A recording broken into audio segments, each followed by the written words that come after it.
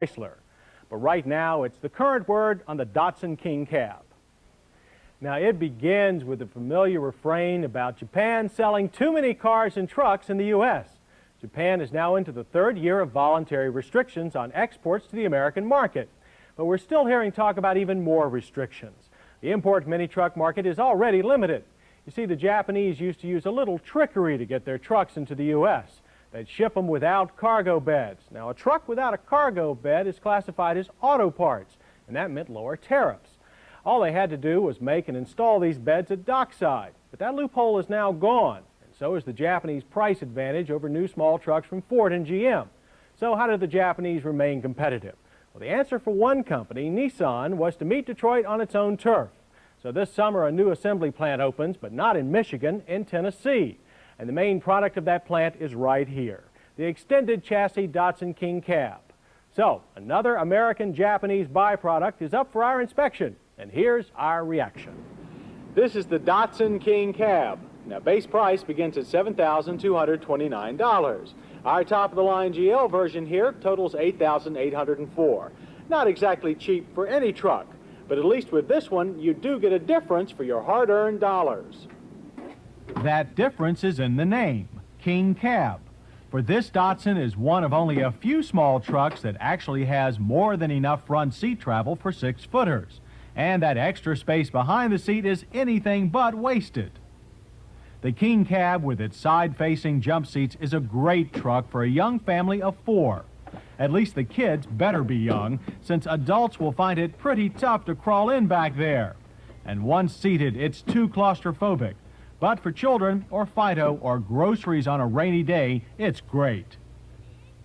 And the kids shouldn't worry too much about feeling stuffy, since all King Cabs come with another nice feature, flip-out rear quarter windows. The remaining creature features of the King Cab are also generally good. The handsome interior actually includes a few luxurious and sporty details. One is the driver's door map pocket, just right for the owner's manual or a long shopping list. The dash is of modern design that wouldn't be out of place in most cars. Instruments include large clear gauges for fuel and coolant temperature, and in the GL, a quartz clock, plus a small but highly usable tachometer. Until you learn to shift by sound, that will help you use the 5-speed overdrive manual, since it is notchy and takes some getting used to. The center dash contains controls and vents for the heater and optional air conditioner, as well for a variety of radios. Under the hood lies either a 2.2-liter diesel, or in this case, a fuel-stingy Napa Z 2 spark plug per cylinder gasser of the same size. Despite a rather cramped installation, both plugs and dipstick are within easy reach, and all fan belts are mounted for quick change, since for any work truck, downtime means money. Around back, you have to put up with the usual smaller bed found on all mini trucks. Forget trying to get a full sheet of plywood to fit between the wheel wells.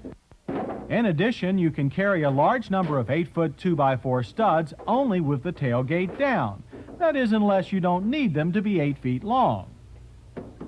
But the only real gripe is here, and the single-wall construction of the cargo box. Dense inside from the up to 1,400 pounds of shifting cargo will quickly be seen on the outside as well. This to us is a big shortcoming of Japanese-designed mini-trucks. On the open highway, the King Cab is quite civilized, with a sound level reading of 71 decibels at 55 miles per hour. Not bad for most cars, let alone a truck. But ride is harsher than mini pickups, and at speed the King Cab feels much lighter than its 2,770 pounds. It provoked the comment of tinny from more than one of our testers.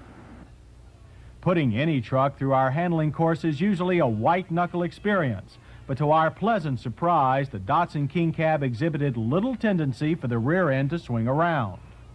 Pulsating steering through the switchbacks went from light effort to very hard and back again, as the power assist pump couldn't keep up with the turns of the wheel. But to be fair, you've got to be nuts to put an unloaded pickup through these maneuvers on purpose. And in the end, the King Cab made an above-average account of itself. It wasn't until we tried panic stops from 55 miles per hour that the King Cab showed its true pickup colors. Initial stops produce burning brakes, lots of fade, and a near broadside stance. Distances averaged a very long 153 feet. But as our very new King cab wore in, control improved, almost to the point of competent. Power was also a bit better than average, although slow by any passenger car measure. The engine's healthy 98 horsepower quickly ran out of push as gears climbed past third. 0 to 60 time was a pokey 18 seconds. In addition, you might wish you hadn't tried to pass that Sunday driver. Getting from 40 to 55 takes a full 7 seconds. Just too long, even though it's comparable to most small-engined economy cars. But the other side of the speed coin is fuel economy. The EPA rates the King cab at 26 city, 34 highway. Our test loop through mostly urban roads produced 28. Considering the odometer read only 150 miles upon delivery, not a bad showing, and one that will improve with age. Many small pickups manage only 25 at peak performance. So our conclusions are that Nissan is being very smart in making its popular Datsun King cab in America. It's a good sport light-duty truck with excellent fit, finish, and practicality. But the best news is that when the U.S. version becomes available, it should be even better. For lo and behold, the American King cab will have a double-wall cargo box, making the Nissan Datsun King cab an even more serious contender for King of the Hill.